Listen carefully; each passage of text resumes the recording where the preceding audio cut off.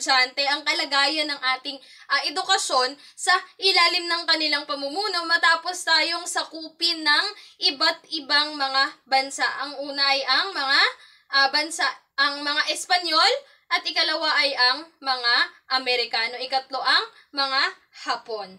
Ayan. Una, kalagayan ng edukasyon sa panahon ng Hapon. Una ay ang pag-aaral at paggamit ng wikang Nipongo. Ang kalagayan ng kurikulum o ng edukasyon ay mayroong ginagamit na dalawang wika. Ang wikang ito ay ang paggamit o ang pagtuturo ng wikang Filipino. Ang paggamit nito ay ang paggamit din ng wikang Nipongo. Ayan. Dahil nga, ang mga Hapon ay malalim na nakaugat sa kanilang mga kultura, kaya nang tayo ay kanilang sinakop, ay kanila ring dinala o nais din nilang dalhin at itanim sa isipan at puso ng mga Pilipino, maging ang kanilang wika, kung kaya't ito rin ay kanilang ipinapagamit. Ito ay ipinapagamit nila sa pagtuturo sa paaralan. Ito ay kasama bilang mga asignatura. Ito ay ginagamit sa pagtuturo ng kanilang mga awitin, ng kanilang pambansang awit upang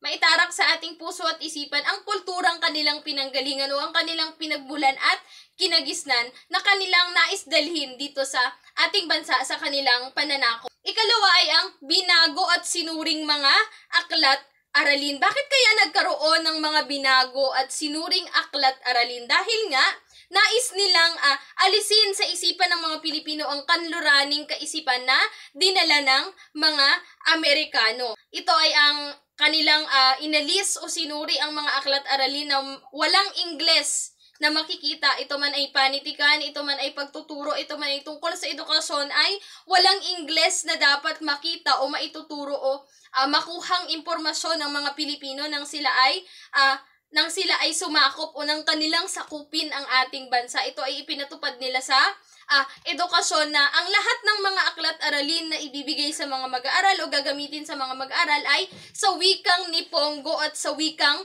Filipino lamang, dahil nga ito ay upang mas bigyang tuon ang kultura at ang wika nating mga Filipino at kanilang iniaalis dahil nga sila ay kontra sa mga Amerikano, ay kanilang iniaalis ang kaisipang kanluranin sa ating mga isipan.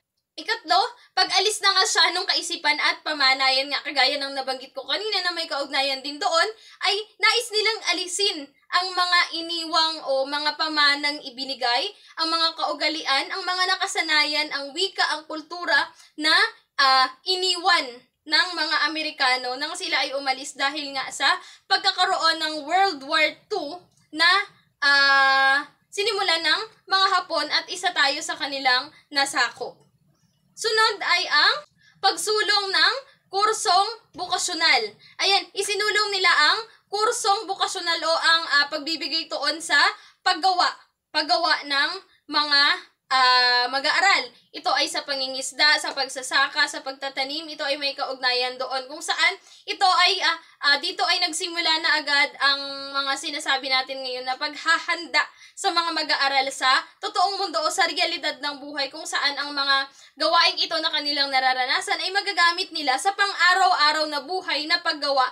Sunod ay ang walang bakasyon para sa mga mag-aaral. Ang ginagawa nila dito, walang bakasyon sa mga mag-aaral. Hindi lamang pagtuturo ng mga aralin, ng kultura, ng pagpapalalim pa ng pangunawa sa kultura, sa wika, sa panitikan ng Filipino at mga Hapon o ang paggamit ng wikang Nipongo, ay tinuturo rin nila ang paggamit ng iba't ibang mga kagamitan at yun nga sa paggawa, paggamit ng iba't ibang kagamitan sa pakikipaglaban, sa pangangaso. Ayan, dito ay itinuturo nila kung kaya't ang mga mag-aaral ay tuloy-tuloy ang pag-aaral at wala silang bakasyon.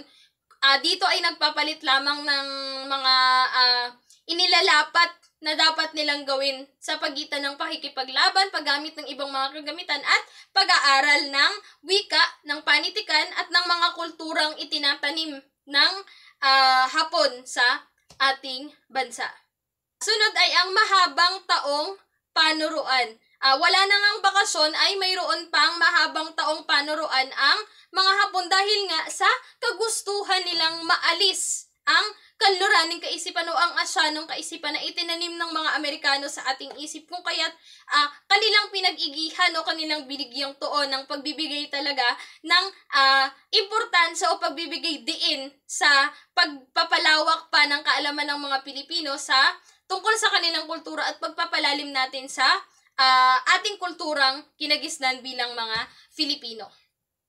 Sunod ay pagdami ng bilang ng mag-aaral sa klase. Bakit kaya nagkaroon ng pagdami ng mag-aaral ng bilang sa klase? Gayong, karamihan sa mga ito ay maraming ginagawa. Kung ating mapapansin ay marami ang mga nabanggit na kailangan gawin ng mga mag-aaral sa klase. Batay din sa aking nasa liksik na aking ibinahagi sa inyo kanina. Bakit kaya dumami ang mga mag-aaral sa klase? Ito ay dahil nabibigyan ng parusa ang mga mag-aaral o ang mga mag-aaral nga na hindi dadalo sa klase. Kumbaga, ginawa nila o nagtakda sila na ang mga elementarya at sekundarya ay dapat na pumasok sa paaralan dahil kung hindi, sila ay mabibigyan ng parusa.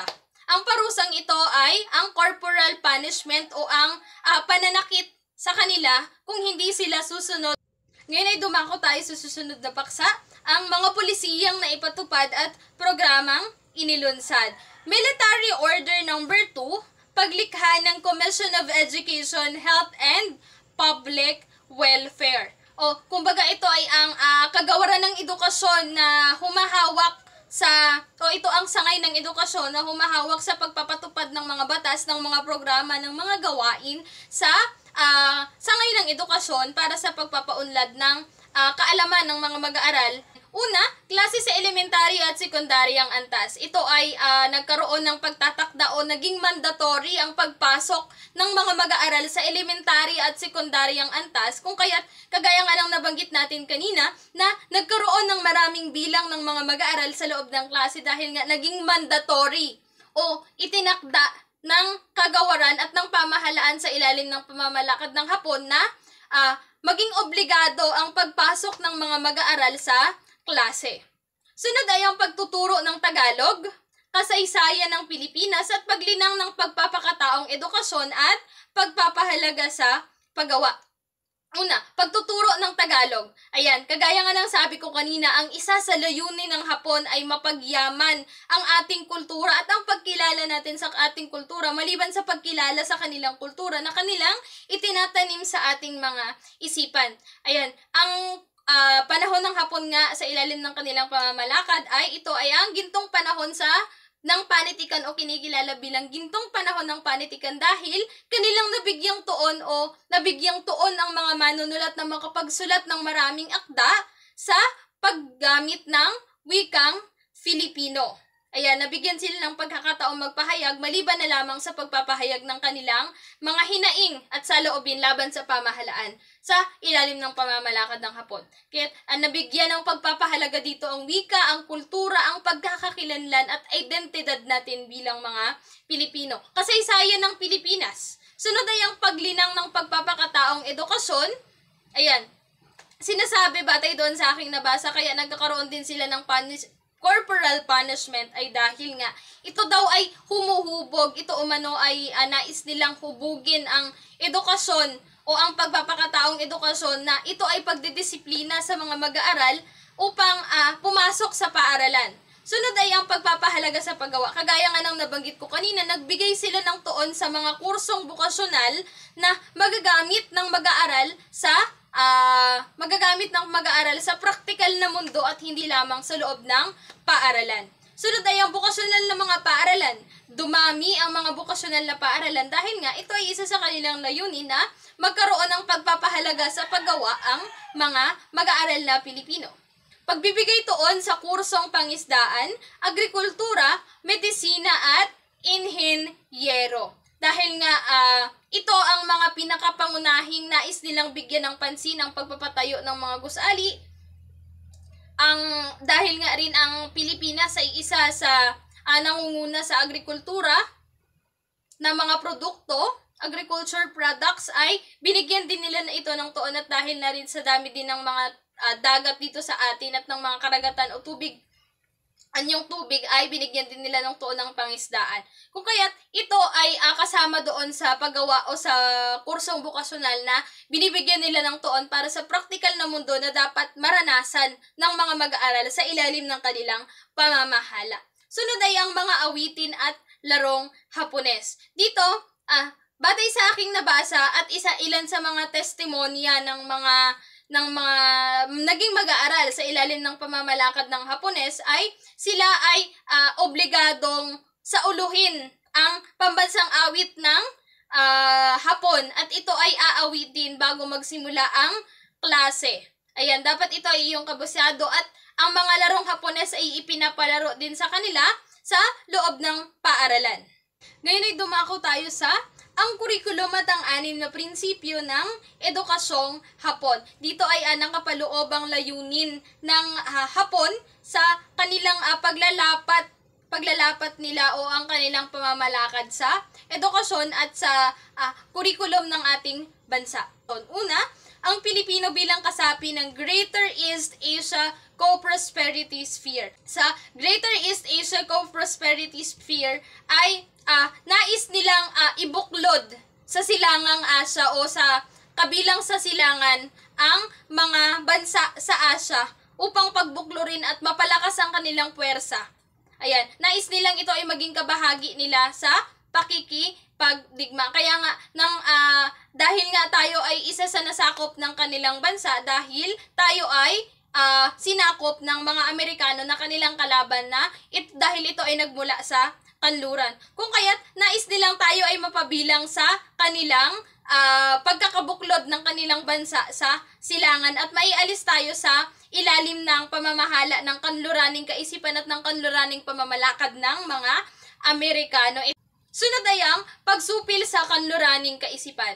Ayan, ito ay isa sa dahilan kung bakit kanilang binigyan ng tuon ng kurikulum ang paggalaw sa kurikulum ng sangay ng edukasyon upang maialis ang kanluraning kaisipan at mailapat ang kaisipan na nagmula sa silangan o nagmula sa mga Hapones. Sunod ay ang pagpapayabong ng kultura at kamalayan. Ayan, kagaya nga ng mga nabanggit ko kanina, ito ay isa sa layunin nila na makapagbigay ng mas malalim na pagpapahalaga sa kultura at sa kamalayan nating mga Pilipino, hindi lang sa ating kultura, kundi maging sa kultura ng Hapones. Ika-4 ay ang paglalapat ng Nihongo sa Pilipinas. Kagaya nga ng nabanggit ko kanina ay nagkaroon ng dalawang wika, ang Nihongo at ang Filipino. Ayan. Inilapat nila ang Nihongo, ito ay nais nilang pagyamanin din sa ating bansa at ito ay kilalanin bilang wika, kaya't naging bilingual ang wika na mayroon noong mga panahong iyon sa ilalim ng kanilang pamamahala. Sunod ay ang pagsusulong ng bukasyonal na edukasyon. Kagaya nga ng nabanggit ko kanina, ito ay paghahanda sa o pagbibigay ng pagpapahalaga sa paggawa upang maihanda ang mga mag-aaral sa mas praktikal na mundo na kanilang kahaharapin pagkatapos ng kanilang pag-aaral. Ika-6, makapagbigay ng inspirasyon sa diwa ng pagmamahal. Sa diwa ng pagmamahal sa bayan, sa diwa ng pagmamahal sa kultura, sa diwa ng pagmamahal sa ating pagkakakilanlan bilang Pilipino, at sa diwa na kilalanin sila ang kanilang mga itinatanim sa isipan ng mga Pilipino bilang mga Hapones.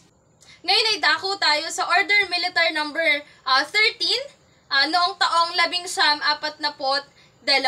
Ayan, kanina ko pa nababanggit ang naging mandatory o itinakda ng pamahalaang Hapones sa ilalim ng kanilang pananakop sa Pilipinas na magkaroon ng dalawang wika, ang Nihongo at ang Filipino.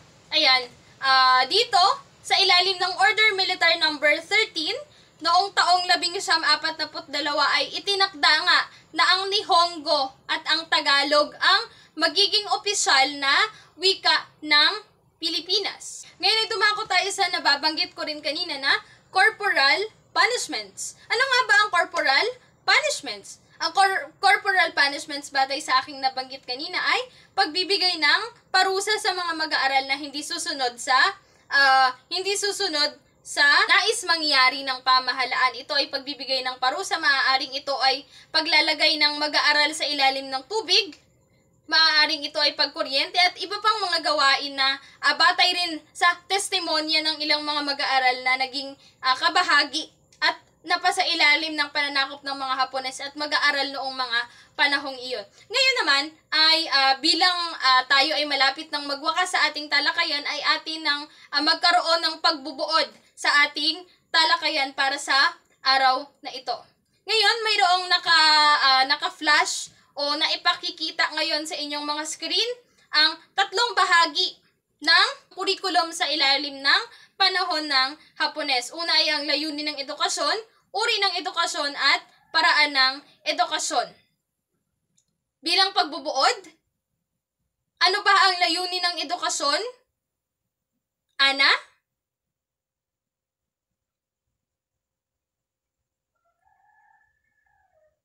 Mahusay. Ang layunin ng edukasyon ng mga Hapones sa ating bansa ay upang maitanim sa ating mga isipan ang pagpapahalaga sa kultura, sa mga pamana, sa wika, sa panitikan na dapat ito ay ating pagyamanin bilang mga Pilipino at dapat ay makilala din natin ang kanilang kultura at pagkakakilanlan sa pamamagitan naman ng paglalapat din nila nito sa kurikulum na ginamit o inilapat sa mga mag-aaral o ginamit sa mga mag-aaral noong panahong iyon. Iyon ang layunin ng kanilang edukasyon. Isa pa rito ay ang makapagbigay ng kontribusyon sa pagpapahalaga ng mga mag-aaral sa paggawa o sa vokasyonal na trabaho o sa paghahanda sa isang mas praktikal na mundo pagkatapos ng pag-aaral. Ilan lamang ito sa layunin ng kanilang edukasyon. Para naman sa uri ng edukasyon, ano naman ang uri ng edukasyon na kanilang itinatag o ibinigay sa ating bansa? Ano ang iyong kasagutan, Julina?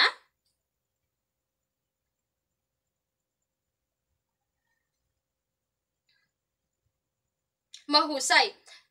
Kanyang nabanggit na ang isa sa mga uri ng edukasyon sa ating bansa ay ginamitan ito ng dahas ng pamahalaan ng Hapones upang kanilang dahil sa kagustuhan nilang maialis ang kanluraning kaisipan ng mga mag-aaral dahil nga sa pananakop ng mga Amerikano ay nagkaroon ng dahas sa pamamagitan ng corporal punishments at iba pang mga parusa na kanilang ginagamit upang maging mandatory ang pagpasok ng mga mag-aaral sa paaralan at upang maitanim sa mga isipan nito ang pagpapayaman ng kultura nating mga Pilipino at pagbibigay halaga rin sa kanilang kultura at pagkakakilanlan bilang mga Hapones. Para naman sa paraan ng edukasyon, ano ba ang paraan ng edukasyon nila?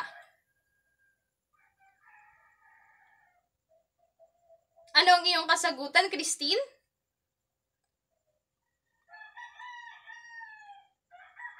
Ang iyong kasagutan ay sa paraan ng edukasyon ay gumamit sila ng dalawang wika. Ano nga ang dalawang wikang ito? Ang Filipino at ang Nihongo. Mahusay. Ayan.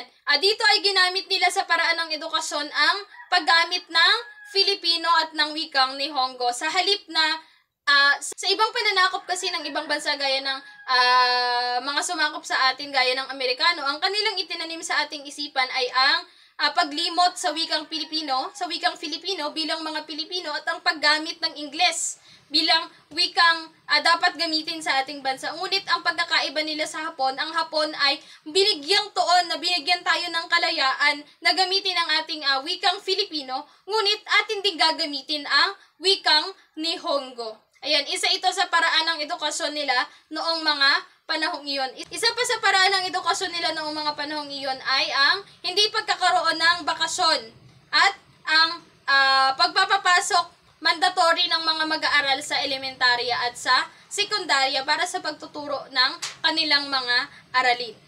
Ngayon, bilang pangwakas na katanungan, ano nga ba ang kahalagahan at kontribusyon ng mga Hapon sa batayang pang-edukasyon? Sa iyong palagay o sa inyong palagay ay nakapagbigay ba sila ng ambag o ng kontribusyon sa batayang pang-edukasyon na mayroon tayo ngayon sa kasalukuyan? Ang kanila bang pananakop ay nakapagbigay ng ambag sa curriculum at sa batayang pang-edukasyon ng ating bansa.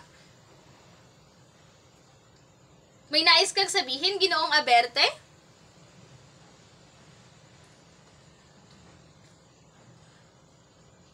Sabi mo ay mahalaga o malaki ang kahalagahan ng kontribusyon na naibigay ng bansang Hapon o ng mga Hapones sa ating bansa dahil nga nabanggit ko kanina ang pagkakaroon ng tuon sa bukasyonal o sa pagpapahalaga sa paggawa na atin namang nagagamit ngayon at binibigyan din ng pagpapahalaga para sa praktikal na mga ideya o mga karanasan sa praktikal na mundo ng paggawa at pagtatrabaho.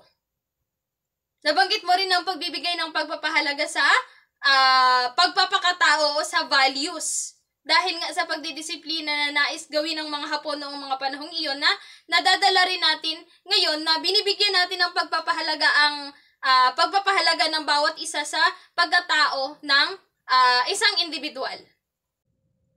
At dyan nagtatapos ang aking talakayan para sa hapong. Ang magtatalakay naman na susunod ay kanyang tatalakayin ang naging kalagayan ng edukasyon at ng kurikulum matapos ang paglaya ng Pilipinas sa pananakop ng Hapones. Maraming salamat sa inyong pakikinig at partisipasyon, klase. Mabuhi kamo tanan!